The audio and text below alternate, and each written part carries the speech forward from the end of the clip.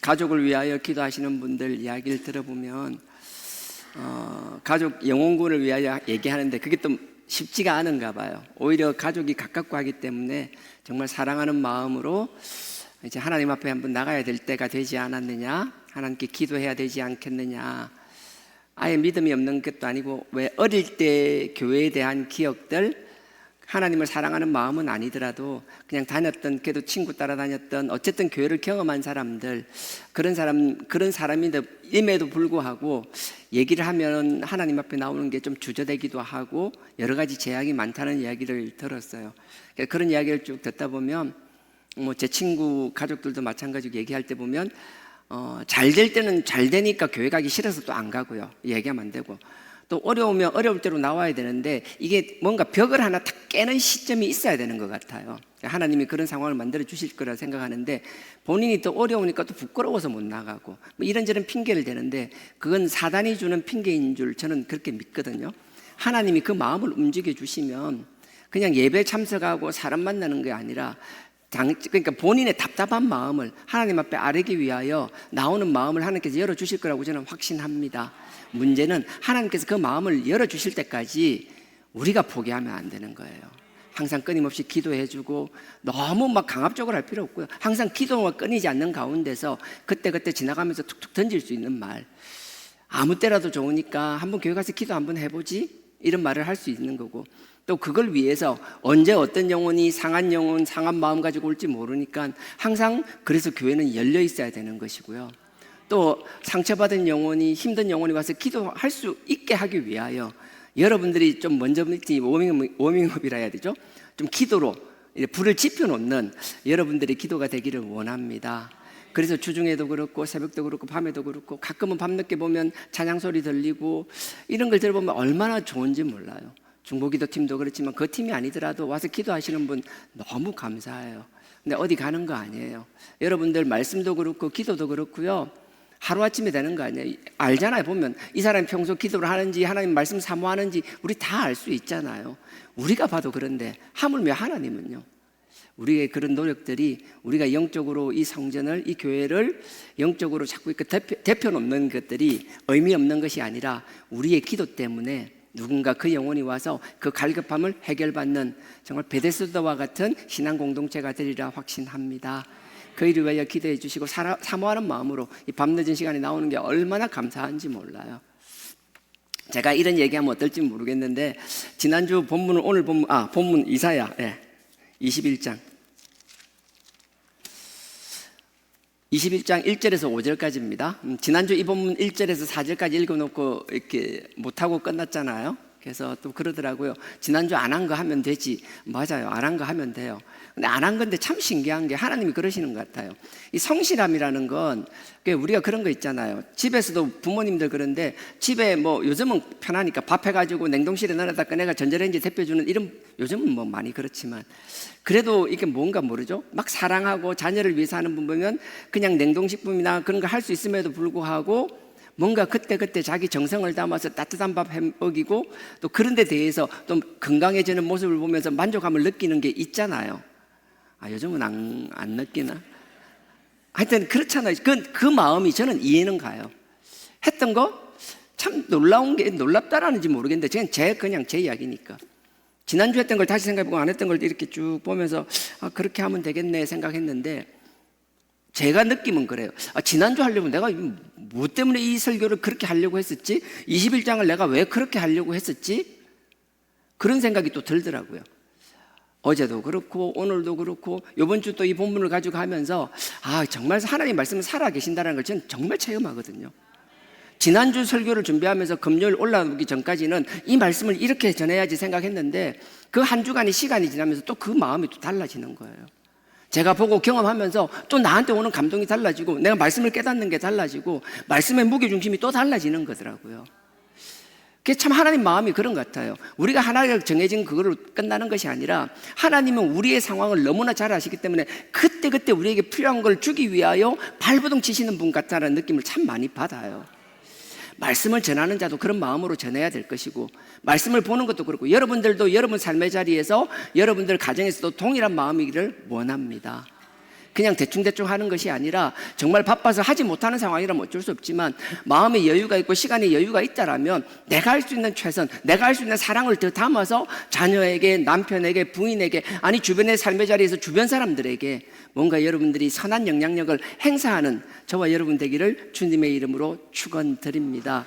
그게 별것 아닌 것 같은데 그 삶이 있잖아요. 그 마음의 자세가 다 느껴져요. 누구나 다 알게 됩니다.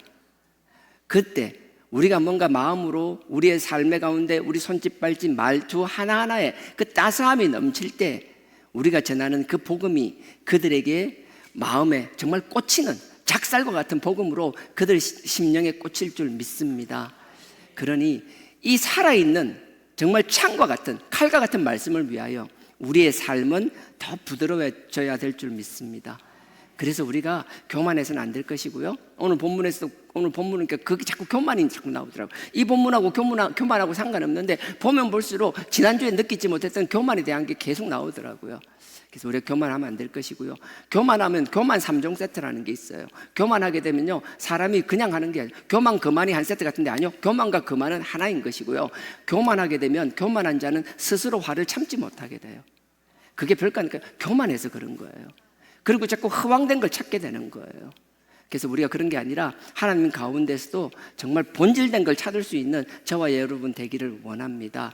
부족하지만 오늘 본문 속에서 여러분들이 그걸 조금이라도 깨닫고 하나님이 나에게 주신 음성이라고 듣는다라면 제가 뭐 30분 40분 설교하는 동안 무슨 얘기를 하더라도 다 여러분이 이해할 필요 없어요. 다 여러분들 집중해서 다 받아들이면 감사하지만 그렇게 하실 필요 없어요. 하나라도 여러분 마음에 와닿는 게 있다라면, 나에게 찔리는 게 있다라면 내가 고쳐야겠다, 나의 삶에 적용해야겠다, 이게 하나님이 기뻐하시는 삶인 것 같다라는 뭔가 오는 게 있다라면 그 말씀 붙잡으면 승리하는 삶이에요. 그게 성공하는 예배예요.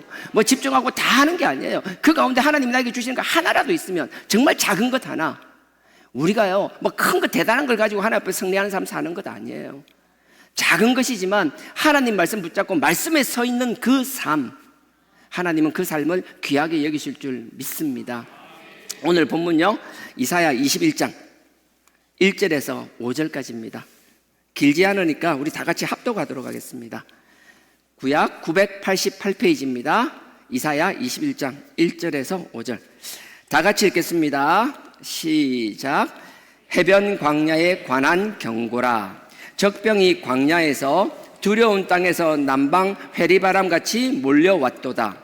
혹독한 묵시가 내게 보였도다.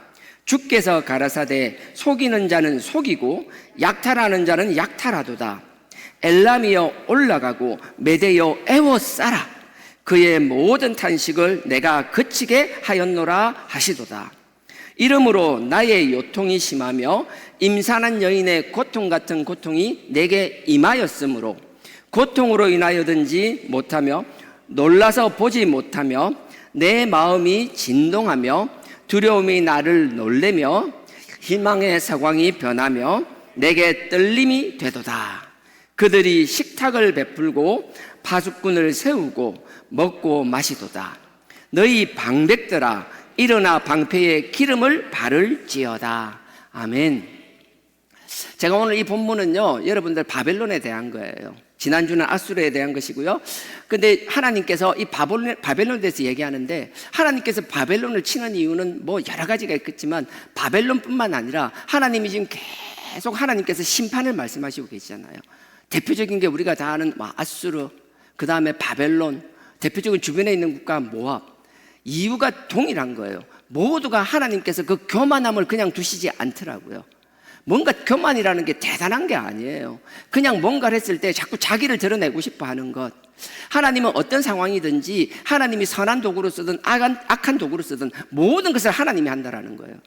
그래서 우리는 이 세상을 바라보는 이 세계사의 관점 자체가 그 시간적, 역사학적, 세계학적 관점으로 보는 것이 아니라 하나님의 관점으로 볼 수 있어야 되는 것이에요.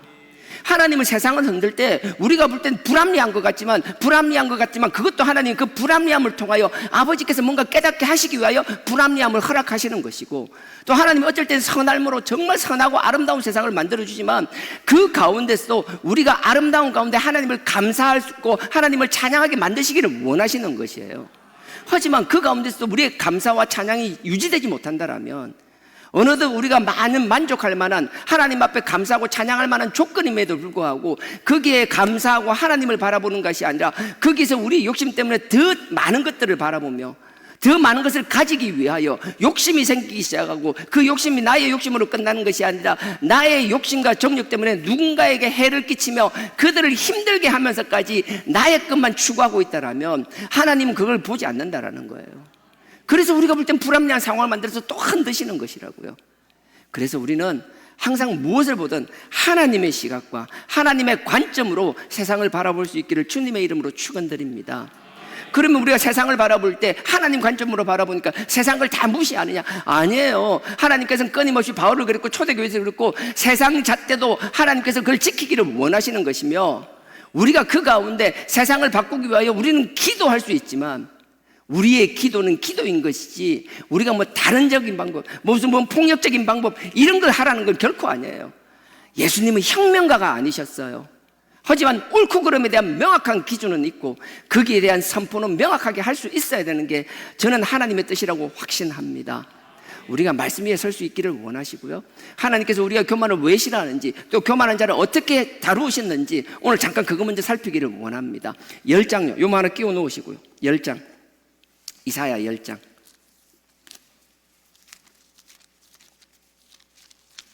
(10장) 12절입니다. 이사야 10장 12절 제가 읽겠습니다. 977페이지죠. 자, 이러므로 주 내가 나의 일을 시온산과 예루살렘에 다 행한 후에, 하나님께서 뭔가 자기 뜻을 다 이루셨다라는 거예요. 다 행한 후에 아수르 왕의 완악한 마음의 열매와, 하나님께서는 당신이 다 하셨는데 자꾸 아수르는 지가 했다라고 생각하는 거예요. 이게 뭐 왕이라서 그렇다는 게 아니라 우리 삶에도 마찬가지예요. 뭔가 우리가 작은 것, 감사한다는 게 다른 게 아니라 뭔가 작은 열매, 내 삶의 열매들이 있을 때마다 하나님께 감사하고 하나님께 찬양할 수 있는 삶. 그래서 우리가 감사가 중요하다라는 거예요. 감사는 내가 뭔가 가져서 감사한 게 아니라 하나님이 나를 도와줘서 이런 열매를 맺게 하시니 감사하다라는 거예요. 하나님의 관심과 하나님의 눌김과 하나님의 도움에 감사할 수 있어야 되는 것. 근데 그걸 놓치게 되면요, 그냥 작은 그 사람이나 아니 큰 왕이나 다를 게 없다라는 거예요. 하나님은 당신의 영광을 도적질 당하는 걸 정말 싫어하신다라는 거예요. 그래서 12절에 보면 아수르 왕의 완악한 마음의 열매, 그냥 마음으로 끝나는 거, 그것 때문에 열매, 결과를 만들어낸다라는 거예요. 그 다음에 높은 눈에 자랑을 벌하리라. 눈이 높으면 높은 걸 그냥 자랑하기 바쁜 거예요. 허황된 것으로 빠지기 쉽다라는 거예요. 하나님께서는 이 아수르의 교만을 그냥 두지 않았어요. 여러분들은 아수르를 어떻게 심판했는지 이미 누누이 이야기했잖아요. 그냥 흔적도 없이 다 사라지게 만들어버리는 거예요. 어찌 보면 정말 허황되게, 어떻게 보면 뭐 정말 뭐 안개 사라지듯이 하나님께서 흔드시면 세상의 그 어떤 제국도 순식간입니다. 세상의 힘과 권력, 우리가 볼 때는 영원할 것 같지만 세상의 영원함이란 존재할 수가 없는 거예요. 하나님이 인정해 주시고 하나님이 보시니까 있는 것이지, 하나님이 안 돼 하는 순간 그 어떤 것도 더 이상 존재할 수 없다라는 사실, 그 사실을 명심하는 저와 여러분 되길 주님의 이름으로 축원드립니다. 13장 보십시오. 13장 11절 바벨론에 대한 이야기입니다. 13장 11절입니다. 제가 읽겠습니다. 내가 세상의 악과 악인의 죄를 벌하며, 바벨론인데 바벨론은 뭐 큰 제국이잖아요. 아수르보다 더 큰 제국이 되었습니다. 하지만 그걸 바라보는 게 아니라 그것조차도 하나님 보실 때 세상의 작은 사람과 다르지 않다라는 거예요. 내가 세상의 악과 악인의 죄를 벌하며 교만한 자의 오만을 끊으며 강포한 자의 거만을 낮출 것이며, 그 바벨론의 제국, 아수르를 물리친 그 바벨론의 제국도 하나님 볼 땐 한낱 사람과 불과 다르지 않다라는 거예요. 우리는 사람은 별 것도 없고 뭐 큰 집단이 되면 커 보이고 뭐 큰 나라가 되고 큰 제국이 되고, 우리는 눈에 보이는 걸 가지고 크다 작다라고 판단하지만 하나님이 볼 때는 그 사람 하나나 그 제국 하나나 다를 게 없다라는 거예요. 나한테는 다 똑같다라는 거예요. 의미 없다라는 거예요. 바벨론도 교만하면 내가 그냥 두지 않겠다라는 거예요. 큰 제국뿐만 아닙니다. 나라로 보면 그 옆에 별 볼 일 없을 것 같은 조그마한 모압과 같은 국가. 16장 한번 보십시오. 16장 6절. 이스라엘의 오른편 동쪽 요단강 동편에 있던 모압이란 거예요. 아수르 제국이나 바벨론 제국과는 비교되지 않는 그냥 이스라엘 옆에 조그마한 부족 국가예요. 크지 않은 나라예요. 하지만 그들도 마찬가지인 거예요. 뭐 커서 교만해진다, 작으니까 겸손하다, 아니에요. 사람은요, 숨을 쉬고 있으면 조금만 환경이 개선되거나 내가 조금만 환경이 나아지면 언제 그랬냐는 듯이 교만이 올라올 수밖에 없는 게 우리 인간의 본성이라는 거예요. 다 똑같아요. 16장 6절입니다. 우리가 모압의 교만을 들었나니, 앞에 있는 제국에 비하면 아무것도 아니에요. 근데 그 모압도 교만하기 짝이 없다라는 거예요. 모압의 6절입니다. 우리가 모압의 교만을 들었나니 심히 교만하도다. 큰 게 교만하면 아수르나 바벨론 같으면 그렇다 치는데, 이거는 정말 별 볼 일 없는 조그마한 나라인데도 심히 교만하다라는 거예요. 우리가 남 밑에 막 짓눌려 있으면 겸손할 것 같죠? 아니요, 남들 앞에서 막 구신구신거리고 남들 앞에서 내내하고 이런 거, 제가 그런 거 잘하거든요. 남들 보면 막 너무 그렇게 하지 말고.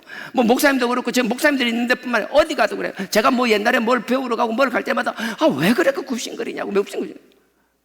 지금은 아니지만 뭐 그 옛날 이야기니까. 하여튼 옛날에 제가 어린 나이부터 좋은 학교에서 뭐 좋은 차 타고 막 그렇게 했잖아요. 처음에 내가 어딜 갔는데 그때 나이가 막 이제 막 30되고, 그럼 막 그냥 구신구신하고 막 그러니까 뭐 별 볼 일 없는 사람인 줄 알았대요. 근데 그 갔는데 뭐 얘기를 하는데 처음엔 그게 아니고, 나올 때 보니까 제가 나올 때 뭐 거기 있는 뭐 상무나 전무님하고 얘기하고, 나올 때 보면 뭐 소장이나 뭐 본부장님이 막 현관까지 따라 나오면서 이야기하고 하니까 그 경비가 보고 처음엔 제가 어려 보이고 하니까 뭐 그냥 그런 줄 알았대요. 근데 자기한테도 막 이러니까 별 볼 일 없는 사람인 줄 알았는데, 몇 번 왔고 자꾸 왔다 갔다 하다가 자기가 그 경비 서고 있는데 보니까 뒤에 막 상무나 전무하고 내려오면서 막 전무나 상무도 나한테 막 깍듯하게 인사하고 막 이러니까 나중에 뭐 하는 사람이냐고. 내가 얘기했고, 그건 이제 그때는 이제 정림에 우리가 건축하고 설계하고 설계회사 만나고 막 그럴 때였어요. 근데 제가 그런 거 잘해요. 별거 아니면 막 겸손한 것 같죠? 진짜 겸손할까요? 아니요. 조금만 환경이 나아지면요, 제가 지금도 우리 직원들 대할 때 여러분들 겸손하다고 생각하죠? 직원들 대할 때 얼마나 제가 못되게 하는 줄 아세요? 편안한 사람들한테 얼마나 가시가 돋친 말들을 하는 줄 아세요? 꼭 말로 해야만 가시가 있나요? 아니요. 말 한마디, 눈빛 하나로도 사람에게 얼마나 상처 줄 수 있는지 아세요? 저만 그래요? 아닐 거잖아요. 여러분들 밖에 나가서 스트레스 받고 하는 거 있으면, 만만한 사람, 편한 사람 있으면 그 사람들 앞에 막 화풀이 하진 않으세요? 자기의 감정 쓰레기통 삼아서 만만한 사람들을 그렇게 힘들게 하지 않으세요? 그리고 나서 어디 가서 또 굽신거려 갈 때 막 겸손한 척하고 그러진 않으세요? 모압이 딱 그런 거예요. 뭐 크거나 남들이 보면 힘이 있어 그런 게 아니라, 작은 사람은 작은 나름대로 교만함이 끊임없이 나오는 게 그 본성이라는 거예요. 누가 바꿔요? 못 바꿔요. 우리가 바꾸고 내가 돌을 닦아서 변화시킬 수 있는 게 아니라, 오직 하나님께서 그 보혈로, 십자가의 보혈, 그냥 십자가의 보혈이 아니라, 그냥 그리스도의 보혈이 아니라, 그 보혈이 어떤지 그 가치를 알고 그 보혈이 나에게 어떤 존재인지를 알게 된다라면 내가 십자가와 함께 죽을 수밖에 없는 것이며, 그 보혈을 의지하고 십자가를 바라본다는 건 나는 완전히 죽는 것이며, 내가 죽어야지 비로소 내가 교만이 아니라 겸손해질 수 있다라는 거예요. 내 노력으로 결코 겸손해질 수 있는 게 아니에요. 그 보혈의 능력, 그 십자가의 능력이 나를 그 십자가 뒤로 감춰줄 거라고 확신합니다. 그 신앙을 믿고 따르는 게 우리 그리스도의 삶을 사는 거잖아요. 하나님의 자녀, 하나님의 백성으로 살아가는 것이잖아요. 6절에 다시 읽겠습니다. 16장 6절. 우리가 모압의 교만을 들었나니 심히 교만하도다. 그의 교만하여 제가 죄송합니다. 그의 그만하여 교만하며. 교만과 그만은 하나라는 거예요. 여러분 잠언 16장 18절 알잖아요. 교만은 패망의 선봉이요, 그만은 넘어짐의 앞잡이니라. 이게 이 교만과 그만은 다른 게 하나예요. 근데 3종 세트라고 제가 얘기했잖아요. 교만한 사람은 반드시 따라 나오는 게 그 뒤입니다. 보십시오. 심히 교만하도다. 그의 그만하며 교만하며, 그 다음에 그 뒤에서 나오는 게 분노함은. 교만한 사람이 그만한 건 당연한 것이고 그건 하나인 것이고요, 교만한 사람은 안 그런 것 같지만, 교만한 사람은 자기가 교만하기 때문에 자기보다 힘센 사람 앞에서는 스스로 겸손한 척 억지로 하는 거예요. 교만한 사람이 자기보다 힘든 사람 앞에서는 어쩔 수 모르고 막 교만한 척 하지만, 그 교만한 척 하는 걸 마음에 더럽다고 생각하고 기분 나쁘다고 생각하기 때문에 그 안 좋은 감정을 만만한 사람 만나면 그대로 다 쏟아내는 거라고요. 그 분노가 그래서 나오는 거예요. 그건 내 힘으로 되는 것이 아니고, 그 분노함을 다스리는 게 얼마나 중요한지 아세요? 여러분 스스로의 분노함을 다스린다라는 건 그 용사가 되는 것. 그 용사도 그냥 용사가 아니라 큰 성, 누구나 아무나 함부로 빼앗을 수 없는 그 강력한 성을 빼앗는 용사보다 낫다라는 거예요. 요거 끼워 놓으셨죠? 요거 끼워 놨으니까 잠언 16장 한번 가볼게요. 찾기도 좋아요. 잠언 16장 18절이 있잖아요. 교만은 그 패망의 선봉이라는 것. 그 바로 뒤에 32절. 잠언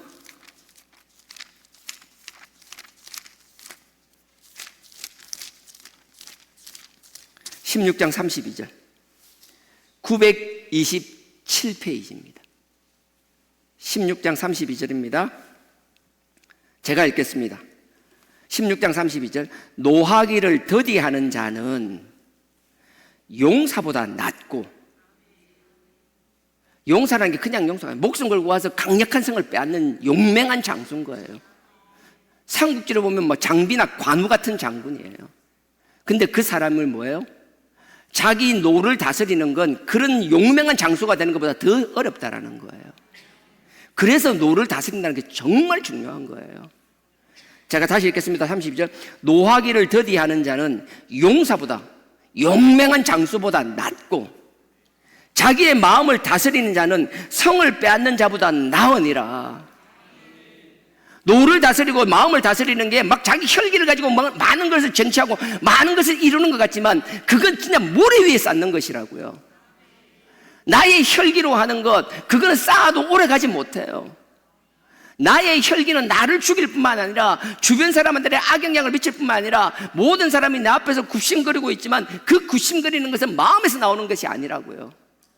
당장은 지금 내 편인 것 같고 내 수족인 것 같고 내 수하인 것 같지만 그 사람이 나를 배신하고 나를 죽이는 사람이 될 것이라고요. 그러니 쌓아놓은 것 같지만 그냥 모래 위에 쌓은 것처럼 허무하게 사라질 뿐이라는 거예요. 그러니 교만하지 말아야 되는 것이고 스스로를 다스릴 수 있어야 되는 거예요.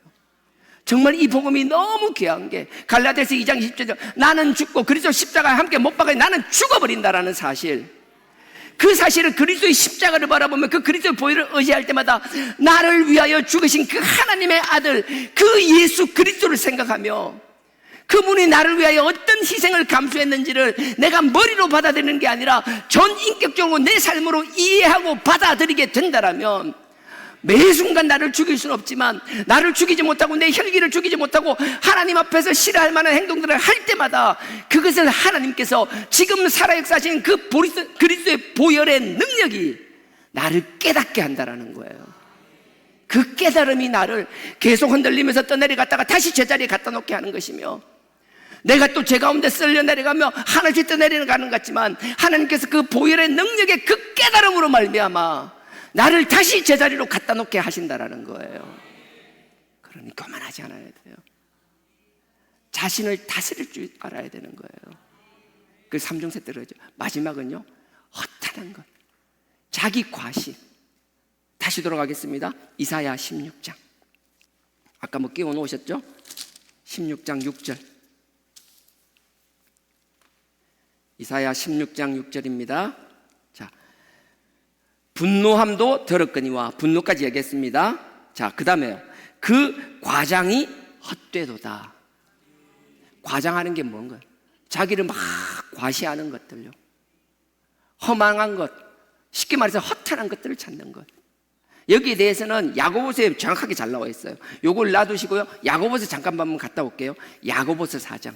우리가 과장하고 허탄하고 막 자기 자랑하는 것, 자기가 아직 이루지 않았는데 마치 자기가 이룬 것처럼, 자기 게 아닌데 자기 것인 양, 나는 요만큼밖에 안 되는데 남들 앞에 다 막 헛풍스럽게 막 풍선 불듯이 자기를 붕 키워서 남들한테 막 커 보이고 남들보다 세 보이게 하려고 하는 것들, 그거 다 교만해서 그렇다라는 거예요. 야고보서 4장입니다 16절. 히브리서 다음에 있습니다. 베드로 전후서 앞쪽에 있습니다. 야고보서 4장 16절. 야고보서 4장 16절입니다. 신약 375페이지입니다. 자, 375페이지 제가 읽겠습니다. 야고보서 4장 16절. 자, 이제 너희가 허탄한 자랑을 자랑하니 이러한 자랑은 다 악한 것이니라. 허탄하다고 과장하는 거 같은 뜻이에요. 자꾸 막 과장하는 거, 자기가 허탄한 것들. 근데 이게 허탄한 것에 대해서는 위에 이제 자세히 설명이 나와 있습니다. 자, 제가 13절부터 읽겠습니다. 자, 들으라.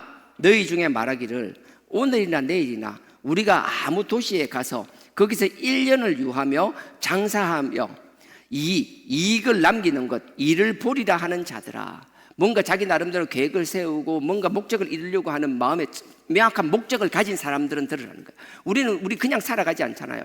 나름의 목표가 다 있잖아요. 아유, 나는 삶의 목적이 없는데. 아니요, 그냥 살아가는 게 아니라 사람들은 다 목적이 있어요. 당장 배고픔을 먹으려고 하죠. 뭐 필요한 뭘 가지려고 하죠. 정도의 차이는 있지만 그냥 의미 없이 살아가는 거야. 뭔가 자기 나름대로 원하는 걸 가지고 살아나갈 수밖에 없는 게 인간이라는 거예요. 근데 여기서는 좀 더 구체적으로 확실한 목표를 가진 사람을 이야기하는 거예요. 자, 14절 보십시오. 내일 일을 너희가 알지 못하는도다. 네가 계획을 세우고 이익을 세우려고 하는데 너 오늘까지, 네가 지금 지난 시간까지는 그 결과에 대해서 얘기할 수 있겠지만 당장 손을 놓고 난 그 다음 네가 오늘 자고 나면 내일 어떻게 될지는 아무것도 장담할 수 없다라는 거예요. 무슨 말인가 하면 우리가 계획하고 실행하고 다 하지만 일의 결과는 우리의 손에 있는 것이 아니라 하나님께 달려있다라는 거예요. 그러니 그 하나님의 존재를 우리가 인정한다라면 우리는 결코 자랑할 게 없는 존재라는 거예요. 하나님 앞에는 우리는 정말 부족하고, 얼마 전에 제가 그 이야기를 들었는데요. 그래서 그 이야기를 듣고 나서 영상을 찾아봤어요. 친구들이 단톡방에 올린 걸 그걸 보고 찾아보니까 박진영 씨 이야기더라고요. 뭐 아시는 분 아시고 모르는 분 모르는. 박진영 씨라고 JYP라고 뭐 그 연예 엔터하는 분이에요. 뭐 얼마 며칠 전에 뭐 장관급 인사가 되었더라고요. 근데 뭐 그게 중요한 게 이분이 얘기하는 건데 제가 들었는데 자기가 왜 이렇게 잘 됐지? 내가 수천억이 넘는, 지금은 더 크겠죠. 하여튼 수천억이 넘는 자기 주식을 가지고 있고 어쩌다가 내가 이렇게 수천억대의 부자가 되었지? 예전에는 자기가 막 열심히 해서 정말 열심히 살았거든. 그 사람이 정말 성실하게 살았고, 정말 우리는 감히 범접할 수 없어. 그 사람의 삶을 보면 완전 이건 뭐 초시계로 자기 하루를 채는 것처럼 규칙적이고 얼마나 성실한 삶을 사는지 몰라요. 근데 그렇게 살았는데 그게 아니라, 그것 또한 내가 한 것이 아니라 그분 표현으로 하면 어떻게 설명할 수 없는 억세게 좋은 운이라고 얘기하더라고요. 자기가 운이 좋아서 그렇다라는 거예요. 자기가 막 열심히 사는 것 같지만 가만히 삶을 되돌아보면 그렇다라는 거예요. 자기가 연예계에서 이렇게 할 수 있었던 게, 자기가 어릴 때 그 뭐 6살인가 7살일 때 미국 가서 아버지가 상사원이었는가 봐요. 그러니까 그 따라서 미국에 한 2, 3년 살게 되었나 봐요. 그 어린 나이 6살, 7살 감수성 예민하고 모든 것을 막 흡수할 그 나이에 자기가 미국에 가서 살았던 것, 그래서 말을 배운 것. 근데 말은 중요한 게 아니라 거기서 자기 말로는 마이클 잭슨이라는 사람을 만나게 된 것. 그거는 자기의 노력이 아니라 그냥 운이라는 거예요. 내가 의도적으로 그 상황을 선택한 게 아니라 자기가 그 상황에 놓여진 것이라는 거예요. 지나놓고 보면 그걸 가지고 자기가 뭔가 열심히 한 것 같지만 그 상황을 만든 것, 이 사람은 억세게 좋은 운이라고 표현하지만 그 내면에 자기가 하고 싶은 얘기는 하나님이 하셨다라는 얘기를 하고 싶은 거예요. 이 사람이 뭐 교리적으로 우리 맞잖아, 그걸 얘기하는 거 아니에요. 그냥 나름대로 신앙을 가지고 사는 그 사람이 하나님을 어떻게 바라보느냐, 그 이야기를 하는 건데, 그냥 그게 중요한 게 아니라 우리 삶에, 저에게도 그래요. 하나하나 할 때마다 내가 한 노력의 결과라고 생각하지만 아니요, 그런 노력을 할 수 있는 환경을 만들어주신 것이 하나님이고, 그 가운데서 할 수 있는 모든 기회를 허락하신 것이 하나님이고, 사람 하나하나 만나는 것도 마찬가지였더라고요. 자기는 그 어린 나이에 미국에 갔던 것도 하나님이 하신 것이라고 이야기하며, 자기가 뭔가 했을 때 자기가 음악을 한다고 했는데 작곡에 대한 전문성이 없는데 어떤 작곡가를 만나게 되었다라는 거예요. 근데 그 작곡가를 봤는데 막 자기는 뭐 놀라서 막 소름이 돋았다라는 거예요. 악기를 막 하는데 뭐 곡 하나하나마다, 그래서 곡을 만들어 나가는 걸 옆에서 보면서 막 자기는 전율을 느끼면서 바로 가서 자기도 그렇게 배울 수 있게 해달라고, 자기를 받아달라고. 근데 그 당대에 가장 유명한 작곡가였던 그 사람이 그냥 조건 없이 자기를 받아줬다라는 거예요. 돈을 아니 돈도 안 받았대요. 공짜로 막 가르쳐 줬다라는 거예요. 공짜로 가르쳐 주도 그렇게 열심히 가르쳐 주더라는 거예요. 그거는 박진영 씨가 그러는 거예요. 자기 노력이 아니라고. 내가 그 사람을 만나지 못했다면 지금의 자기 역량을 가질 수가 없었을 것이라고. 그것 또한 하나님이 그 환경을 만들어 주셨다라는 거예요. 제가 그 이야기를 들으면서 또 하나 소름을 느낀 게 뭔가 하면, 그 작곡가가 그랬대요. 야, 주변에서 이제 이야기를 하다가, 야, 너 요즘 박진영이라고 걔 가르치지? 응. 그걔 재능이 있더라. 꽤 잘하더라. 너 너무 이렇게 많이 가르쳐 주면 안 될 것 같다라고. 적당히 가르쳐 주라고. 그러니까 자기를 가르치던 그 작곡가가 그랬다라는 거예요. 아니, 내가 아는 거 다 가르쳐 주고 나는 더 열심히 하면 되지. 쉬운 마음이 아니거든요. 박진식 그런 사람을 자기가 만나게 한 게 너무 감사하다라는 거예요. 그건 자기 노력이 아니라 운이라는 거예요. 그러면서 자기가 이렇게 할 때 회사에 대해서는 개념도 없었고 못하는데 갑자기 어떤 자기 동생을 만났는데 이 동생 때문에 회사에 대한 안목이 생기고 그 동생이 도와줘서 회사를 차리게 됐다라는 거예요. 그런 동생을 만난 것, 지금은 그 동생이 더 잘 돼 있다 하더라고요. 우리는 상상하지 못할 수조 원대의 하여튼 이렇게 돼 있다고. 근데 그게 중요한 게 아니라 그 사람을 거기서 만날 그런 동생을 만나게 한 것도 다 하나님이 예비해 놓으신 것이라는 거예요. 그러니 지나놓고 보면 지금은 내가 수천억이 되고 5천억, 6천억을 넘어가는데 그게 문제가 아니라 이건 내가 잘나서 한 게 아니라 하나님이 그때마다 길을 인도해 주시고 도와주지 않았다면 아무것도 할 수 없다라는 그 고백. 그 고백이 앞으로 얼마나 유지될지 저는 모르겠어요. 지금의 그 모습이 앞으로 유지될지 저는 모르겠어요. 하지만 저도 그렇고 우리 모두도 그렇고 그 사람의 고백이 우리 삶의 자리에서 크든 작든 하나님이 열매를 맺게 해주실 때마다 우리의 삶 속에서 동일한 고백들이 나와야 된다고 저는 확신합니다. 하나님이 해주신 것이고, 아까 그 작곡가를 이야기했듯이 내가 누군가를 도울 수 있다면 도와주는 것이고, 뭔가 그렇게 도와주고 나서 나는 도움을 준 만큼 더 열심히 하는 삶이 또 병행되어야 될 것이며, 그래서 우리 하나님의 자녀라면, 하나님의 백성들이라면 더 열심히 살아나가는 저와 여러분 되길 주님의 이름으로 축원드립니다. 그래서 이런 목적이 있으면 그렇게 살 수밖에 없다라는 거예요. 자, 14절입니다. 야고보서 4장 14절. 내일 일을 너희가 알지 못하는도다. 너희 생명이 무엇이뇨? 너희는 잠깐 보이다 없어지는 안개니라. 우리가 이 사실을 인정할 수 있어야 되는 거예요. 우리 아무것도 아니에요. 나는 그 이야기를 들으면서 예전에 누가 그분에 대한 책을 저한테 서울에 있는 청년이었는데 저한테 책을 선물로 줬어요. 보니까 이제 그분 이렇게 책이더라고요. 그걸 읽으면서 제가 느낀 게 하나 있는데 그거였어요. 우리가 재능이 있는 사람들 있잖아요. 재능이 있는 사람 있죠. 근데 그 재능을 믿어서는 결코 안 된다는 거예요. 100명 중에 한두 명, 두세 명, 100명 중에 두세 명 안에 들어가는 그 재능은 대단한 재능 같지만 그 결코 대단한 재능이 아니라는 거예요. 1000명이나 10,000명 중에 한두 명 있는 재능이라면 우리는 노력으로 따라갈 수 없는, 그건 진짜 하나님이 주신 영역이에요. 하지만 100명 중에서 2, 3% 안에 들은 그 재능은 온전히 그 재능만 믿고 자기네 성실함이 동반되지 않는다라면 그 성실함으로 묵묵히 따라오는 거북이 같은 사람을 결코 이길 수 없다라는 거예요.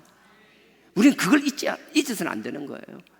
알량한 100명 중에 10명 안에 드는 10% 5% 안 되는 요 정도 재능을 가지고 요거로 다 될 거라고 천만에요. 한두 번이고 잠깐은 되겠지만 결코 지속할 수 없다라는 거예요. 우리는 삶에서 우리 자리에서 보면요, 짧게 넘으면 1년이 아니에요. 10년, 20년, 30년 나를 지켜보는 사람들, 그들과 함께 살아갈 수밖에 없는 존재들이라고요. 잠깐 오며가며 만나는 사람들은 우리의 잡기라 그래야 되죠. 잠깐의 그 재능으로 충분히 그들을 속일 수 있을지 모르지만 10년, 20년 지켜보는 그 사람들에게는 결코 우리의 그런 작은 재능을 가지고 그들을 계속 끊임없이 속일 수는 없다라는 거예요. 우리는 정말 우리가 안개 같은 존재임을 인정하며 하나님이 주어진 그 삶의 자리, 그 환경에서 나름의 성실함과 최선을 다하는 사람이 되어야만 한다라는 거예요.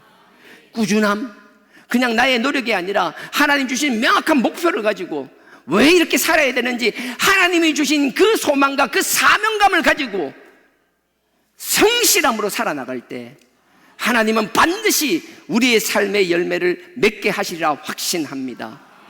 그때는 하나님이 우리의 열매를 위해서가 아니라 우리가 열매 맺은 그 열매를 통하여 당신의 영광 받기 위하여 우리에게 열매를 허락하시라고 확신합니다. 15절요. 너희가 도리어 말하기를 주의 뜻이면 우리가 살기도 하고 이것저것을 하리라 할 것이여늘. 16절입니다. 이제 너희가 허탄한 자랑을 자랑하니 이러한 자랑은 다 악한 것이라. 이게 무슨 말인가? 결론적으로요, 사람은요 자기가 온전히 이루지도 않았지만 이만하면 됐더라고 미리 결과를 예단하는 거예요. 내일 어떻게 될지 몰라요. 안개같이 사라질 수도 있어요. 근데 마치 내일 정상적으로 계획대로 되면 내일 이룰 만한 걸 이미 지금 이룬 것처럼 우리는 과장하기를 좋아한다라는 거예요. 그게 허탄한 것을 자랑한다라는 거예요. 하나님이 주시면 하나님의 영광이 되면 그걸 가지고 자랑하면 되는데 내가 이 정도 했으니까 할 거라고 미리 당겨서 스스로를 과장하는 것, 그게 교만이라는 거예요. 그래서 보세요, 하나님께서 친 건 아수르 제국과 같은 큰 제국이든, 아니 더 큰 제국이었던 바벨론 제국이든, 아니 조그마한 나라였던 모압이든 그 상관하는 게 아니에요. 하나님께서는 그 바벨론 제국도 한 사람과 동일하다라고 말씀하고 계시는 거잖아요. 그러니 그 교만, 하나님은 그 교만함을 싫어한다라는 거예요. 교만한 자는 자기가 교만하고 그만할 뿐만 아니라 스스로의 분노, 혈기를 참지 못한다라는 거예요. 그러니 내 힘으로 하는 것이 아니라 오직 하나님께서 우리에게 주신 그 아들의 그 피값, 그 피 묻은 십자가의 능력, 그 능력이 나를 죽이는 것이라고요. 그걸 자꾸 나를 자랑하게 만들려고 하는 것, 사람이 자랑한다는 게 얼마나 무서운지 몰라요. 이사야 39장에 보면요, 그 바벨론이 그 사신을 보냅니다. 히스기야 왕이 죽을 병에 걸렸다가 살아나요. 뭐 찾지는 않겠습니다. 나중에 찾아보면 되고요.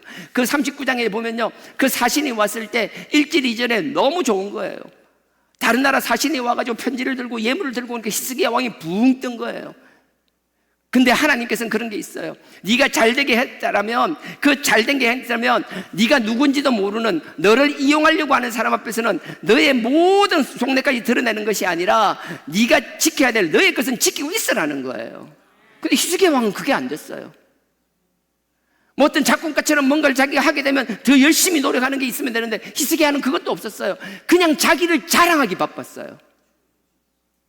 아까 말한 작곡가가 누군가를 키우기 위한, 알고 보니까 그 작가도 나중에 간증하는 걸 내가 찾아보니까 나오더라고요. 그때 왜 그랬냐라고요. 하나님께서 그 아들로 우리 핏값을 주고 했기 때문에 그냥 선이 그저 받은 것을 그저 주라 해서 그래 했다라는 거예요. 근데 그런 마음이 아니라 히스기야는 하나님께서 받은 자기가 잘나서 받은 거 절대 아니에요. 갑자기 하나님이 천사를 들어서 사내립에 18만 5천 명을 죽여버렸어요.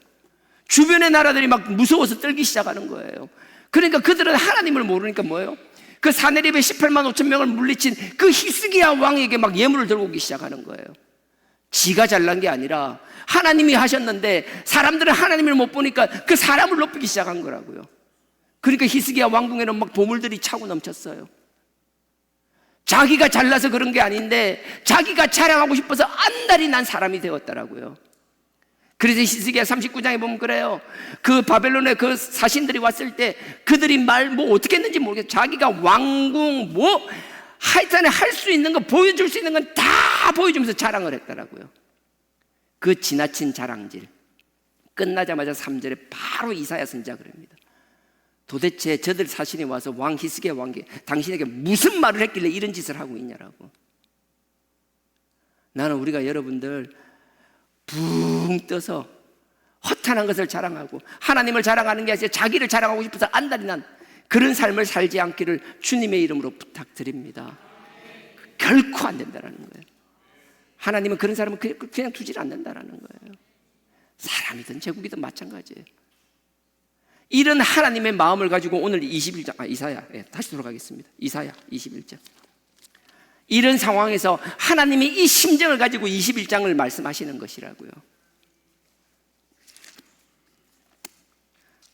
이사야 21장 988페이지입니다. 바벨론 네가 이렇게 흔들었다라는 거예요. 네가 이렇게 내가 보기에 교만했다라는 거예요. 그래서 너를 그냥 두지 않겠다라고 말씀하시는 거예요. 자, 21장 1절 제가 읽겠습니다.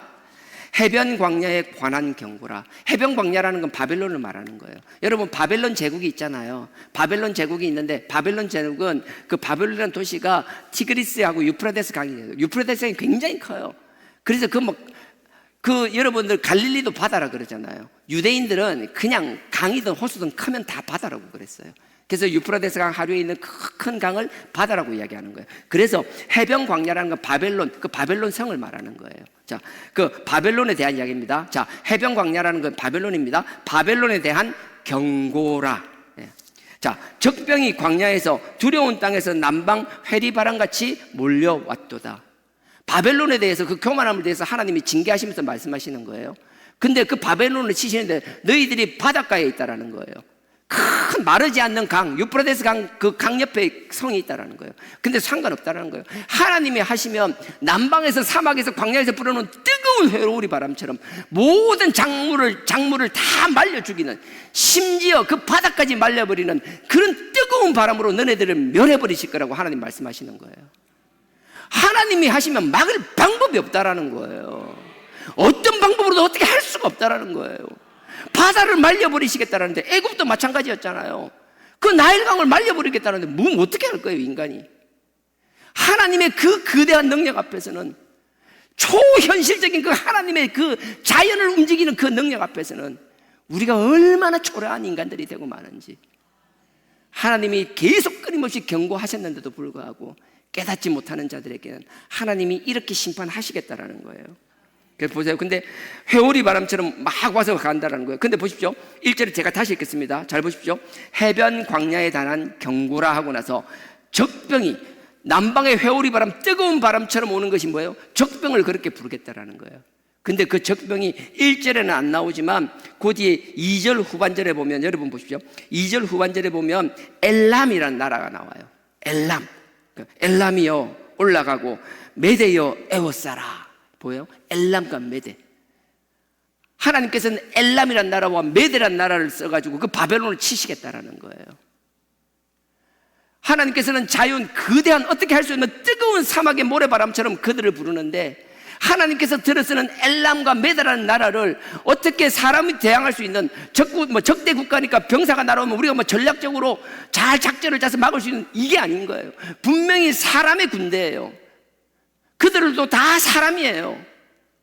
뭔가 대응하면 대응할 수 있을 것 같아요. 근데 하나님이 그들을 도구로 쓰시면 우리는 마치 거대한 자연의 재앙 앞에서 아무것도 하지 못한 그 초라한 존재처럼 느껴지는 것처럼, 더 놀라운 건 뭔지 아세요? 바벨론 입장에서는요, 엘람도 그렇고요, 메대도 그렇고 자기들 속국가 같은 나라였어요. 자기들이 다스리던 나라였어요. 자기 아래서 자기를 섬기던 나라들이었어요. 하나님이 우리를 치기 위해서는 우리보다 크고 강한 것만 들어 쓰는 게 아니라, 우리가 볼 때 정말 별 볼 일 없던 것 같은 것, 아무것도 아닌 것들, 우리가 함부로 대했던 그 사람들, 함부로 대했던 그것, 하나님은 그것을 통하여 우리를 부끄럽게 만드실 수 있다라는 거예요. 그러니 함부로 살지 마세요. 사람을 대할 때도 함부로 하지 마세요. 지금의 관계가 언제까지 이렇게 될지 아무도 몰라요. 하나님 앞에 정말 교만한 삶이 아니라 겸손한 삶 살 수 있는, 정말 그 그리스도의 십자가를 의지하는, 그리스도의 보혈을 잡고 살아가는 우리는 교만해질 수밖에 없는 삶이라는 것. 궁극적으로 내가 금방 겸손이라 했어요, 교만이라 했어요? 하여튼 겸손한 자들이 되기를 주님의 이름으로 축원드립니다. 자, 남방회오리라고 했으면, 자 2절요. 자, 혹독한 묵시가 내게 보였도다. 하나님께서 묵시를 보여주는데 정말 잔인하고 무시무시한 묵시를 보여준 거예요. 어떻게 할 수가 없는 거예요. 이 이사야가 보니까 하나님께서 바벨론을 치시는데 그 하나님 주신 그 환상을 보고 나니까 어떻게 무서워서 어떻게 할 수 없는 거, 그렇게 무서운 걸 주셨다는 거예요. 여러분들, 우리 분명히 아세요? 우리 심은 대로 거둡니다. 갈라디아서 6장 7절 심은 대로 거둔다 그랬잖아요. 근데 찾질 않게 시간이 너무 많아요. 욥기 4장 8절 보십시오. 욥기 4장 8절에 보면요, 우리가 악을 심고 독을 심으면 독을 거둔다라고 말씀하시는 거예요. 우리가 심은 대로 거두는데 독을 뿌리면 독을 거둡니다. 바벨론이 혹독하게 망하게 되는데 그들이 왜 혹독하게 망하게 되느냐는 거예요. 여기 끼워 놓으시고 그 앞에 13장 한번 잠깐만 갔다 올게요. 13장이 바벨론에 대한 이야기입니다.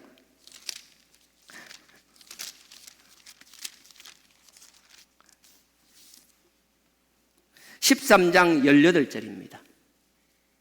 바벨론에 관한 이야기입니다. 바벨론이 도대체 이렇게 혹독하게 망하는데, 정말 어떻게 설명할 수 없을 만큼 하나님이 뭐라 너무 잔인해서 표현하지 못할 만큼 그런 방법으로 바벨론이 망하는데 도대체 왜 그러냐라는 거예요. 그들이 악을 심었고 그들이 독을 심었으니까 독을 거두는 것이라고요. 18절입니다. 바벨론은 애굽에게, 이스라엘에게 이렇게 행했습니다. 18절. 메대 사람이 활로 청년을 쏘아 죽이며, 이게 무슨 말인가 하면요, 그 바벨론이 이스라엘에게 그랬기 때문에 아까 얘기했잖아요. 메대와 엘람을 통하여 바벨론을 친다 그랬잖아요. 바벨론이 남에게 그렇게 하니까 하나님께서 바벨론을 치기 위하여 엘람과 메대를 들어 쓰시는데, 그 엘람과 메대가 바벨론에 와서 어떻게 하는지 예전에 바벨론이 했던 그걸 그대로 한다라는 거예요. 그게 18절입니다. 메대 사람이, 메대 바사 나중에 페르시아가 되는 나라입니다. 메대 사람이 활로 청년을 쏘아 죽이며, 포로들을 세워놓고 활로 그냥 쏘아 죽이는 거예요. 마치 관역 맞추듯이 그렇게 죽이는 거예요. 청년들을 활로 쏘아 죽이며, 태의 열매를 긍휼히 여기지 아니하며 임신한 여인을 죽이기 시작하는 거예요. 이 잔인함이 이루 말할 수가 없는 거예요. 그 다음에 어린아이를 불쌍히 가습게 여기지 않고 어린아이를 돌에 던져서 죽이는 거예요. 임신한 여인을 배를 가르고 말도 안 되는 잔인한 방법으로 어린아이들을 땅바닥에 내치고 바위에 던지고, 힘이 있을 땐 그 짓을 하니까 자기들이 뭐 아무 일 없을 것 같죠? 아니요, 하나님은 그걸 그대로 기억하고 계세요. 너네들이 했던 그 짓을, 메대를, 엘람을 들어서 그대로 되갚게 하신다라는 거예요. 악을 심고 독을 심으면 그대로 거둡니다. 그런 우리 할 수만 있다면 악이 아니라, 독이 아니라 선을 심는 저와 여러분 되기를 주님의 이름으로 축원드립니다. 하나님께서는 이 얼마나 바벨론이 한 짓이 뭐 얼마나 미웠던지, 그 미운 짓을 누구한테 했어요? 당신이 사랑하는 당신의 백성들에게 했다라는 거예요. 그 앞에 시편 한번 잠깐만, 시편 137편입니다. 이스라엘 사람들이 바벨론의 포로로 끌려가가지고요, 그 포로로 끌려가서 그 바벨론 강가에 앉아가지고 얼마나 답답한지 그 답답함을 하나님 앞에 토로하는 시가 시편 137편이에요. 시편 137편입니다. 901페이지입니다. 구약. 이스라엘 백성들이 이 마음 찢어지는 마음들이 1절에 이렇게 시작합니다. 시편 137편의 1절에요. 우리가 바벨론의 여러 강변 거기에 앉아서 시온을 기억하며 울었도다. 하나님의 백성인데 포로로 끌려와가지고 강가에 앉아가지고 예전에 하나님을 찬양하며 하나님께 예배드리며 하나님께 제사드리던 그때를 생각하며 뭐라 설명할 수 없는 그 마음, 그 감정. 근데 그 감정이 얼마나 비참하고 그 비참함을 넘어서 얼마나 분노에 가득 찼는지, 그들의 분노가 왜냐하면은 그들을 괴롭힌 그 바벨론이 하는 짓이 상상할 수 없었기 때문에. 8절입니다. 137편 8절. 여자 같은 멸망할 바벨론아, 지금 우리를 이렇게 포로로 잡고 우리에게 이렇게 잔인한 짓을 했지만 너네들은 한낱 여인과 같이 용맹한 군사들 앞에서 아무 힘없는 여인이 그 정말 도륙당하듯이 너네들도 힘없는 여인이 되고 말 거라는 거예요. 여자 같은 멸망할 바벨론아, 네가 우리에게 행한 대로 너에게 갚는 자가 유복하리로다. 네가 우리한테 한 대로 너에게 갚는 자는 복이 있으리라. 사람이 막 너무나 당하면, 너무나 악을, 독을 심어 놓으면요, 그걸 당한 사람이 그냥 있는 것이 아니라 그대로 내뱉고 저주하는 거라고요. 우리가 자꾸 악을 내뱉고 독을 내뱉으면 우리는 모르지만 그냥 누군가에게 우리의 분노, 우리의 화남을 던져놓고 나오면 우리는 잊어버리니까 끝난 것 같지만 아니에요. 당한 사람은 끊임없이 우리를 저주하고 있다라고요. 그게 쌓이고 쌓이니까 끊임없이 내 발목을 잡는 거라고요. 이런 어리석은 삶을 살지 않기를 주님의 이름으로 축원드립니다. 그러니까 9절 보십시오. 너의 어린 것들을 반석에 메어 치는 자는 유복하리로다. 너의 바벨론의 어린 애들을 그 절벽이나 바위나 땅바닥에 내팽개치는 자는 복이 있으리라. 이게 말이 안 되는 저주지만 이런 저주를 할 만큼 그들이 얼마나 힘들고 얼마나 어려움을 당했는지. 그럼 우리가 저주할까요? 아니요, 우리는 여러분들 저주하라 소리가 결코 아니에요. 하지만 이러한 결과를 본다면 우리한 이러한 어리석은 삶을 반복하지 않아야 될 줄 믿습니다. 우리가 끊임없이 회개하고, 왜 끊임없이 제 하나님 앞에 그 말씀을 통하여 죄를 깨닫기 위하여, 하나님과의 우리 관계를 회복하기 위하여 하나님께서 그 죄를 씻고 우리의 관계, 마음의 죄를 씻어낼 뿐만 아니라 우리의 삶이 감사로 나가야 되는 삶을 살려고 하는 이유가 무엇이냐 하면, 우리가 그러한 삶을 살아나간다는 것은 누구에게 우리가 무의식 중에 누구에게 상처를 주는 것이 아니라 악을 심고 독을 뿌리는 삶이 아니라 선을 베푸는 삶을 살아가는 그 과정이라는 거예요. 우리가 그 과정을 살아나간다면 결코 우리는 남을 악을, 물론 우리도 실수합니다, 잘못합니다. 하지만 우리가 그냥 그걸로 잊어버리는 것이 아니라 지금도 살아 역사하시는 그 하나님의 말씀과 그 십자가를 의지하는 자에게 주신 그 하나님의 성령은 우리를 곧 이내 깨닫게 하실 것이라고 확신합니다. 그러니 깨달음이 차고 넘칠 때마다 그 깨달음 때문에 아버지 앞에 나의 부끄러움을 가지고 나와서 아버지 앞에 무릎 꿇을 수밖에 없는 것이고, 나의 비참함, 나의 부족함을 알기 때문에 그 아들의 그리스도의 보혈을 의지하지 않을 수 없다라는 것이라고요. 그러니 그렇게 살아나가는 신앙의 삶, 그냥 대충 살아가는 것이 아니라 하나님께서 끊임없이, 이사야 설교하는 게 만만치 않아요. 끊임없이 계속 하나님의 심판과 저주만 나와요. 저도 볼 때마다 이 본문 어떻게 하지? 이 본문 어떻게 하지? 아니에요. 끊임없이 하나님이 지루할 정도로 이렇게 하시는 건 다른 게 아니에요. 이게 다 내 모습이라는 거예요. 다 우리 모습이라는 거예요. 이렇게 듣기 싫고 읽기 싫은 내용이 끝까지 장황하게 있는 것은 우리의 삶이 하나님 보시기에 그렇다라는 거예요. 너에게는 한두 번 얘기해서 나 안 고쳐진다라는 거예요. 이러한 섭성이 너의 뿌리 깊이 박혀 있다라는 거예요. 그래서 하나님이 반복해서 또 이야기하고 또 반복해서 이야기하고, 어쩔 때는 아수르로, 어쩔 때는 바벨론으로, 어쩔 때는 모압으로, 어쩔 때는 에돔으로, 어쩔 때는 애굽으로, 구스로 계속 이야기하지만 결국 하나님은 나와 여러분 우리에게 하시는 말씀이라는 거예요. 그래서 하나님께서 이 말씀을 통하여 우리를 깨닫게 해주신다는 게 얼마나 큰 감사인지 몰라요. 듣기 싫은 소리를 들어도 하나님께 감사합니다. 하나님, 잘 모르겠는데 내가 또 그런 모습이 있었나 봅니다. 하나님, 혹시라도 그런 모습이 있다라면 그 아들의 보혈로 씻어주시고 닦아달라고 하나님 앞에 낮출 수 있는 저와 여러분 되길 주님의 이름으로 축원드립니다. 다시 돌아가겠습니다. 이사야 21장 2절입니다. 혹독한 묵시라는 거예요. 이렇게 자기들이 하니까 그대로 돌려받는 것을 본 거예요, 이사야가. 이사야가 얼마나 무섭겠어요. 와, 심은 대로 받는구나. 하나님께서 악을 심고 독을 심은 사람이 어떻게 그 자기가 뿌린 그 독과 악을 어떻게 거두는지를 보니까 막 진짜 소름 끼칠 만큼. 그래서 하나님의 뜻을 알면 하나님 앞에 우리는 하나님을 경외할 수밖에 없는 거예요. 하나님은 사랑이시다. 맞아요. 하나님은 사랑이에요. 근데 그 하나님의 사랑은, 하나님의 공헌은, 옳고 그름에 대해서는 하나님이 얼마나 명확하게, 얼마나 정확하게 짚는지를 알게 되기 때문에 그 하나님의 사랑을 보며 그 물랑물랑한 사랑만이 아니라 그 하나님의 공의를 알게 되기 때문에 그 사랑 앞에 우리는 경외함으로 굴복할 수밖에 없다라는 거예요. 그래서 우리는 경외하는 삶을 살게 되는 것이라고요. 2절, 혹독한 묵시가 너에게 보였도다. 주께서 가라사대 속이는 자는 속이고, 아까 얘기했잖아요. 바벨론은 이사야 39장에 보면 유다를 속였어요. 속인 사람 그대로 당합니다. 그러니까 메대와 엘람이 또 속이는 거예요. 남을 속여서 성공하는 것 얼마나 갈 거라고 생각해요? 아니요. 속인 만큼 그대로 당합니다. 생각도 못한 방법으로 내가 당하게 됩니다. 그래서 속이는 자는 또 속임을 당하고, 약탈에 쓴 사람은 또 약탈을 당하게 된다는 거예요. 약탈하도다. 엘람이여 올라가고 메대여 에워싸라.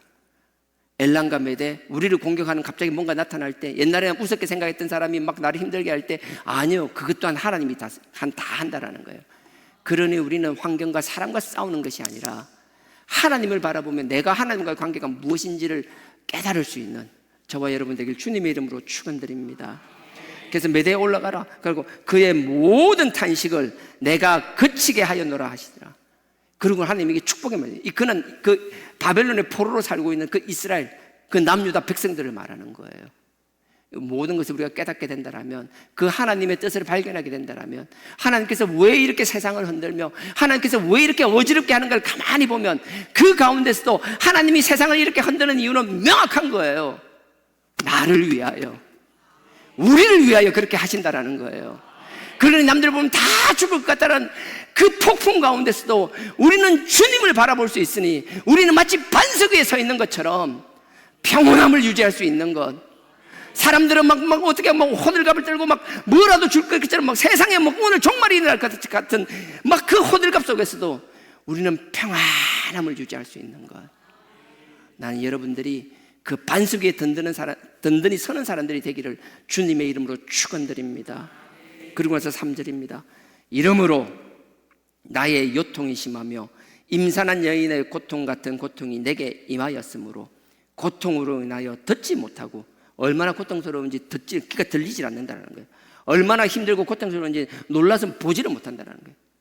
여기 보면 요통이라고 말이 나옵니다. 이사야가 막 갑자기 허리가 아픈 거예요. 이 상황들을 보니까 깨닫고 나니까 막 허리가 아파요. 근데 허리가 얼마나 아픈지, 그 당시로 고통 중에서 가장 큰 고통이라는, 마치 여인이 아기를 놓는 그 출산하는 그 고통, 내가 지금 허리가 너무 아픈데 마치 이 고통이 애를 낳는 고통이 이런 게 아닌가라고 이야기하는 거라고요.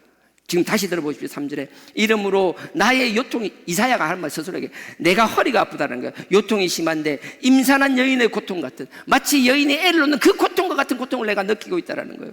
그리고 그 고통이 얼마나 큰지 내가 막 눈에 귀에 들리는 게 하나도 없다라는 거예요. 여러분 막 진짜 너무 아프면 막 뭐 옆에서 뭔 소리도 안 들리잖아요. 눈에 보이는 것도 없잖아요. 눈이 뜬다고 다 안 보여요. 그냥 막 하늘이 노라, 아무것도 안 보여요. 지금 그 상황이 된다는 거예요. 근데 참 놀라운 건요, 하나님이 들어 쓰시는 하나님의 종은 원수와 같은 사람들이 그렇게 말도 안 되는 그런, 정말 그 말도 안 되는 혹독한 심판에 빠진 것을 보고 기뻐하지 않는다라는 거예요. 잠언 24장에 보면요, 16절에 보면 우리가 잘 알잖아요. 어인은 넘어지는 이야기 나오면서 그 밑에, 바로 밑에 뭔가 하면, 너희가 악인과 원수가 쓰러지고 넘어질 때 기뻐하지 마라. 네가 그걸 가지고 기뻐하면 하나님이 그걸 너에게 옮겨 놓을까 하노라. 하나님이, 제가 따끔 이 본문을 보면서, 제가 이번에 다시 보면서 이게 보면서 얼마나 뜨끔하든지, 하나님 부족하지만 하나님이 저를 쓰신다라면 정말 하나님께서, 저도 왜 그런 사람이 없겠어요? 꼴보기 싫은 사람은 왜 없겠어요? 저도 이번을 겪으면서 막 말도 안 되는 거짓말을 지어내고 만들어내고 그 통화된 걸 들으면서 왜 그런 마음이 안 들어요? 그리고 만약 그 사람이 뭐 잘못되고 뭐 안 좋은 일이 생겼다라면 속에서 내가 여러분들한테 내색은 안 했지만 혼자 골방에 들어가서 문 닫고 얼마나 기뻐하면서 박수 치고 안 그럴 것 같으세요? 저 그럴 거라고요 아마. 근데 하나님께서 말씀하신 거예요. 너 그러면 안 돼. 너 원수든 너를 힘들게 하는 사람 그 안 되는 걸 보고 기뻐하거나 즐거워하면 안 된다라고 이야기하는 거예요. 이사야가 그랬다라는 거예요. 그 바벨론이 망하는 걸 보면서 그걸 기뻐하는 것이 아니라 그들이 그 혹독한 그 고난 가운데 있는 걸 보면서 마치 그들의 고난이 나의 고난인 것처럼 나에게 너무나 큰 통증으로 다가온다라는 거예요. 그래서 하나님께서는 로마서 12장 15절에 말하잖아요. 너 왜 즐거워할 때 즐거워하지 않고 남들이 아파할 때 왜 아파하지 않느냐라는 거예요. 마태복음 17장에도 마찬가지잖아요. 마태복음 11장에서도 마찬가지. 마태복음 11장 17절에 보면은 그 안식일 이야기하면서 안식일 논쟁 바로 직전의 사건입니다. 뭐라고 이야기하세요? 너희들은 피리를 불면 즐거워하며 애곡하는 사람들과 함께 슬퍼해야 되는데 왜 그렇게 하지 못하냐라는 거예요. 남들이 힘든 일이 있으면 아파할 줄 알아야 되는데 왜 혼자 즐거워하고 있냐라는 거예요. 우리 그렇게 하면 안 돼요. 우리 힘들게 했던 사람이 있다라면 그 사람이 잘못되면은 그걸 기뻐하는 것이 아니라 그 아픔을 나도 함께 아파할 수 있어야 되는 거라고요. 내 힘으로 결코 안 돼요. 내 의지로 결코 안 돼요. 내가 하나님의 말씀에 서 있다라면, 그 아들의 십자가를 붙잡고 있다라면, 갈라디아서 2장 10절은 내가 완전히 죽고 내 속에 그리스도가 살았다라면 내가 아니라 그 그리스도가 나를 그렇게 변화시켜 놓을 거라는 거예요. 이게 얼마나 무서운지 몰라요. 이게 여기서만 나타나는 게 아니라고요. 그 앞에 15장 보실래요? 이사야 15장 보십시오. 15장 5절요. 모압을 하나님께서 심판하실 때예요. 15장 5절입니다. 하나님께서 모압을 심판하실 때 이 이사야 선지자는 그랬던 거예요. 자, 5절입니다. 제가 읽겠습니다. 내 마음이 모압을 위하여 부르짖는도다. 모압이 심판받는데 자기가 막 부르짖는 거예요. 그 꼴보기 싫은 모압이 하나님의 심판 가운데 있는데 그걸 그냥 기쁨으로 보는 게 아니라 부르짖을 수 있는 그 마음. 16장 보십시오. 16장 9절을 보십시오. 그 뒤에 16장 9절이에요. 그러므로 내가 야셀의 울음처럼 신마의 포도나무를 위하여 울리라. 하나님께서 모압을 심판해서 그들의 포도나무가 사는 그 대표적인 생산지에 포도가 다 말라요. 소출이 안 되는 거예요. 힘든 거예요. 당시에 얼마나 뛰어난 저장 실력이 있었겠어요. 한 해 먹어서 한 해 먹는 거예요. 한 해 농사 지어서 한 해 먹는 거예요. 한 해 흉년 들면 그냥 굶어 죽는 거예요. 그 힘듦을 바라보면서 기뻐하는 것이 아니라 그들의 힘든 삶을 보고 우는 것, 아파하는 것. 11절도 마찬가지입니다. 이러므로 나의 마음이 모압을 위하여 수금같이 소리를 바라며 나의 창자가 길 하레셋을 위하여 그러하도다. 길 하레셋도 지역 이름이에요. 요새 이름이에요. 이 무슨 말인가 하면 창자가 흔들린다는 거야. 여러분도 알잖아요. 보통 막 창자가 끊어질 것 같다라는 것. 그만큼 이사야가 아프다라는 거예요. 그 원수와 같은 사람, 그 어려움을 보면서 내가 그 통증을 느낀다라는 거예요. 하나님께서 쓰시는 사람, 하나님께 쓰임받는 사람, 내가 너 의지로 하나님을 위해 쓰임받는다고 막 잠깐은 할 수 있지만 끝까지 하나님이 쓰시는 사람은 이런 긍휼한 마음을 가진 사람을 하나님께서 쓰시겠다라는 거예요. 여러분들도 그랬으면 좋겠어요. 여러분 삶의 자리에서 여러분도 힘들지만 그렇게 살아나갔으면 좋겠어요. 꼭 앞에서 목사나 선지자나 이런 것이 아니라 여러분 삶의 자리에서 여러분들에게 하나님 맡긴 영혼들이 있다라면 그 영혼들을 바라보며 그들을 긍휼히 바라보며 여러분들이 힘들게 했던 그 사람이 가까운 혈육이든 누구든 상관없이 그들을 품을 수 있는 저와 여러분 되기를 주님의 이름으로 축원드립니다. 하나님께서는 이런 이사야를 쓰시는 것이고요, 이런 이사야를 통하여 하나님의 말씀을 선포하신 것이고요, 결국은 39장까지의 그 어려운 과정을 다 지내고 40장부터 마치 먹구름이 확 그치고 찬란한 태양이 떠오르는 것처럼 하나님의 그 우리의 축복의 말씀들을 막 한없이 쏟아부으실 때 그 하나님의 축복의 말씀, 우리를 구원하기 위한 그 메시아에 대한 선포의 말씀들, 우리의 희망과 소망의 말씀들이 선포될 때 그 과정을 위하여 끊임없이 선포하셨던 이사야를, 그 과정을 위하여 이사야를 들어 쓰셨던 것처럼 하나님은 우리를 통하여 그 흑암과 같은 것을 다 걷어버리시고 우리를 통하여 하늘 문을 여시고 하나님께서 놀라운 태양으로 그 따스한 빛으로 우리를 환하게 만들리라 확신합니다. 그런 하나님의 종이 되었으면 좋겠어요. 그런 하나님의 도구로 쓰임받았으면 좋겠어요. 다시 21절 시간, 이제 마무리하겠습니다. 21절 3절 제가 했죠. 3절 제가 다시 읽겠습니다. 이러므로 나의 요통이 심하며 임산한 여인의 고통 같은 고통이 내게 임하였으므로 고통으로 인하여 듣지 못하고 놀라서 보지 못하였도다. 4절 내 마음이 진동하며 두려움이 나를 놀래며 희망의 서광이 변하여 내게 떨림이 되도다. 이 말이 무슨 말인가 하면요, 희망의 서광, 새벽이라고도 얘기하는데 저는 새벽 그냥 원어 그대로 밤이에요. 우리는 하루 일과 피곤한 하루를 끝나고 밤에 쉬기를 원해요. 밤에 쉬기를 원하는데 우리가 하나님 주신 이사야와 같은 이런 삶과 이런 자세를 가지고 있다라면 하루를 모든 일을 끝나고 안식, 편안한 안식을 누리는 게 아니라 그 안식을 누려야 될 밤 시간도 우리에겐 두려움의 시간이 될 수 있다는 거예요. 때린 사람은 발 뻗고 못 잔다 그러잖아요. 우리의 삶이 하나님 보시기에 정말 모르겠어요. 남들이 볼 때 어떻게 평가할지 모르겠지만 하나님 보시기에 당당하게 살았다라면 그 우리에게 오는 그 저녁, 그 밤은 우리에겐 평안의 시간이 될 것이며, 그렇지 못한다라면 그 안식의 시간조차도 우리에겐 두려움의 시간이 될 수밖에 없다라는 거예요. 그러니 두려움 가운데 살아나가는 것이 아니라 당당함과 편안함을 누리는 삶에서 승리하는 저와 여러분 되길 주님의 이름으로 축원드립니다.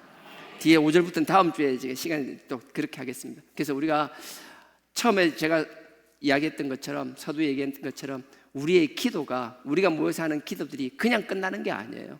이 기도는 하나님께 상달될 뿐만 아니라 여기에 차곡차곡 쌓여 있을 거라고 저는 확신합니다. 그래서 누군가 하나님을 향하여 기도하고 마음이 열기를 원하고 켜켜이 쌓여있는 그 사단의 사슬에서 끊어지기를 원할 때 그냥 그 상한 심령으로 이 문을 열고 들어오기만 한다면 마치 따뜻한, 영적으로 이 따뜻함이 그들의 가깝하게 막 켜켜이 쌓여있는 그 영적인 묵은 때를 다 벗겨내며 벗어나서 하나님을 향하여 스스로가 부르짖으며 하나님을 십자가를 바라보는 그러한 영혼으로 만들 줄 믿습니다. 그래서 우리가 더 하나님을 찬양하기를 원하고요, 더 하나님을 기도하는 신앙 공동체가 되기를 주님의 이름으로 축원드립니다.